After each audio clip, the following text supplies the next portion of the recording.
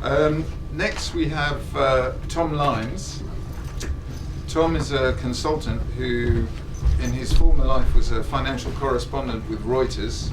He's also lectured in international business at Edinburgh University and has been following trade agreement negotiations for many years. He's been a policy advisor to Oxfam on the World Trade Organization, or WTO. My first meeting with Tom was at the Occupy London Economics Working Group, and he's going to address specifically the lobbying power of the city.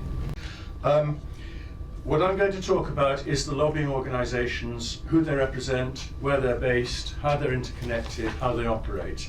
And it's quite an important, quite a complicated picture. I think it's also a very important one. I hope I have time to get through it in the time available. So let's get on with it. Well, I brought with me a lot of exhibits, lots of pieces of paper which illustrate what I'm going to be talking about. The first of these is a cutting from a local newspaper, City AM, the local paper, a daily free sheet of the City of London, Thursday the 16th of October 2014, and in the corner of page 11 there's a little advertisement, news from the City of London, a local government announcement, as you would expect in a local newspaper. It has a nice picture of Sir McKellen, who's going to receive the freedom of the City of London. Estimation of him some ago has suddenly dropped a notch or two, but anyway. Happy, smiling face, handsome, elderly actor. And then below that there's another announcement, which has another smiling face, so I'm not quite as handsome, but also with greying hair, another man, of course. He's a local government officer, so he doesn't need to be handsome. But it has the headline, "Your vote counts in city elections." Right, good, getting people to vote. It says, if you work for a business or organisation in the square mile, you can register to vote in the city's local elections.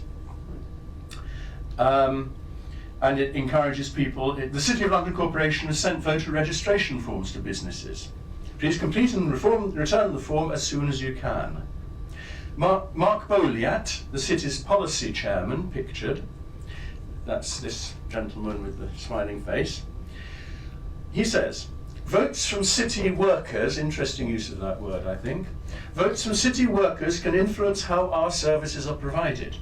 So it is very important that businesses fill out their forms and return them. Okay, just a local government announcement, the sort you might almost find anywhere. Next document there's actually two of them. These are two lobbying documents for TTIP. Neither of them from Britain or London, but we'll come to their relevance in a moment. One is from an organisation called Business Europe, which is in Brussels, and the other is a page from another lobbying document from the Coalition of Service Industries in the United States. Now these are two quite separate, as you see, from Washington and from Brussels, quite separate lobbying submissions to a consultation organised by the US Trade Representative in Washington last year, both of them dated May the 5th last year. The reason I've got them, I've printed them out, is that in the course of these documents, they contain two almost identical paragraphs on the area of financial services, saying in exactly the same words, the EU and US should make full national treatment and market access commitments, and then it lists what those should be, 5 of them, in exactly the same words, starting with 1, the right to choose corporate form, and ending with 5, prohibition of quantitative limitations, e.g. quotas on licenses and branches. Very interesting that they should use the same paragraphs in there for those very key recommendations from both sides of the Atlantic. What's going on here? And how is this connected with the City of London, which isn't mentioned in either of these documents? Okay, we've heard about the role of the financial business in the city, and besides all the organisations that have their offices in the city, there are lobbying organisations or business associations which their job is mainly to lobby. Do policy analysis, and then bend people's ears and twist their arms in various areas of government in order to get those policies pursued. Some of the organisations naturally are what you would expect, representing British financial businesses, such as the British Bankers Association, the Association of British Insurance, the Finance and Leasing Association, the Investors Management Association, and an interesting one called the Association, it's quite a long title, I've got it written down here, the Association of Private Client Investment Managers and Stockbrokers. Rebranded, I've read, as the Wealth Management Association. Now this is basically the people who advise the stinking rich, the 0.1% of what they can do with their trillions of wealth. We'll come back to it as well, incidentally. Now those, I don't know if I haven't looked at the membership of those organisations. I don't know if they have as their members exclusively British-based companies or not. But basically they are what you would expect within the forest of British finance. There are also two other organisations of a similar sort, although their offices are not in the city. One is the Alternative Investment Managers Association. That's a polite way of saying hedge funds. And their office is in Fleet Street, just outside the city, because most of the hedge funds have their offices in places like Mayfair. They think that's smarter than grubby financial quarters. And the other one is the British Private Equity and Venture Capital Association. Its abbreviation is BVCA. For some reason they leave out the PE for private equity. An interesting reflection. Their office is in Chancery Lane, also just outside the city. Now, there are also, based in the city, a number of course, in the city, it doesn't just have British organisations. It also has international markets and international companies international and multinational companies operating on them. And so there are other lobbying organisations which also have their offices in the city, representing these fields. I'll mention four of them. The Futures and Options Association, the Association of Financial Markets in Europe, I think that's what it means, AFME, the International Banking Federation, or IBFED, and a very interesting one from the point of view of TTIP, the Transatlantic Coalition for Financial Reform.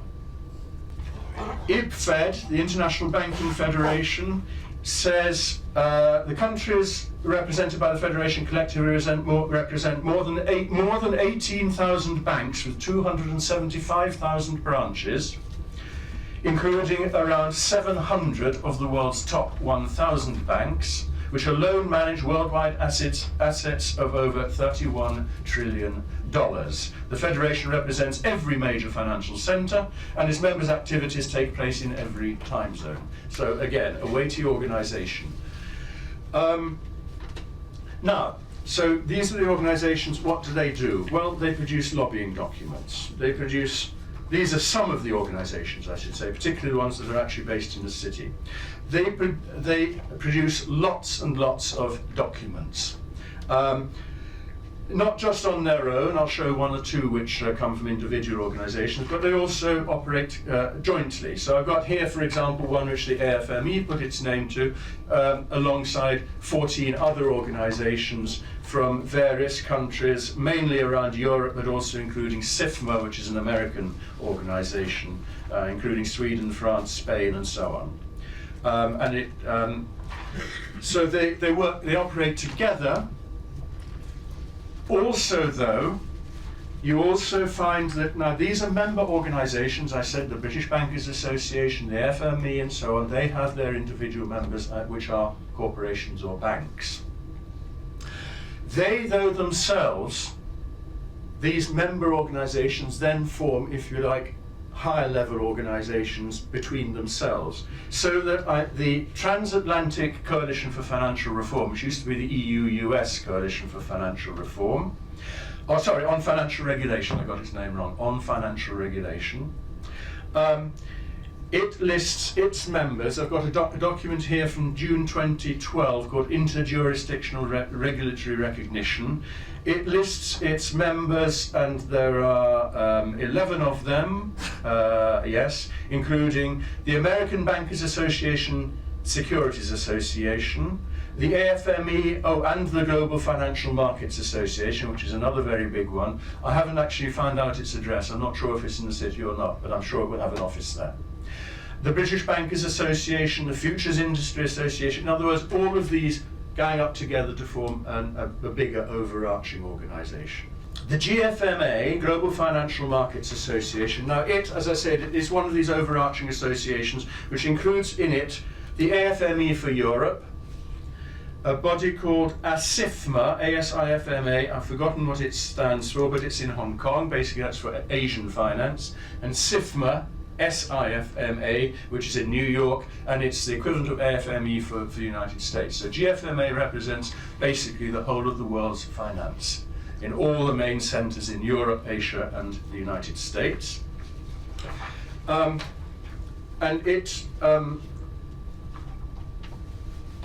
it got together with IPFED, the International Banking Federation I mentioned, ISDA, the International Swaps and Derivatives Association, which runs basically the derivatives markets, which we've heard a lot about since the crash, though curiously a bit less at present, but they're still going, still doing as much nefarious activity as they did 6 or 7 years ago. And the Financial Services Roundtable, whose strapline is Financing America's Economy, so we know which country that comes from. And they put together a series of 6 main concerns that they had about regulation. This was in 2012, about the situation of financial regulation in the world today. Basically, most of these concerns, I've read through these documents, most of these concerns are about rolling back aspects of the rather inadequate strengthening of regulations that has taken place since 2008 on both sides of the Atlantic. And then this transatlantic coalition, of which just one of its members is the GFMA. The ISDA that I just mentioned is also a member.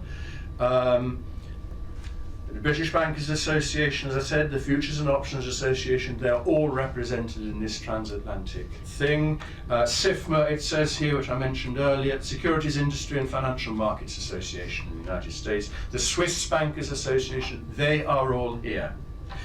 Now, it also produced its lobbying documents. Now, this was early last year, before there was any official announcement of TTIP.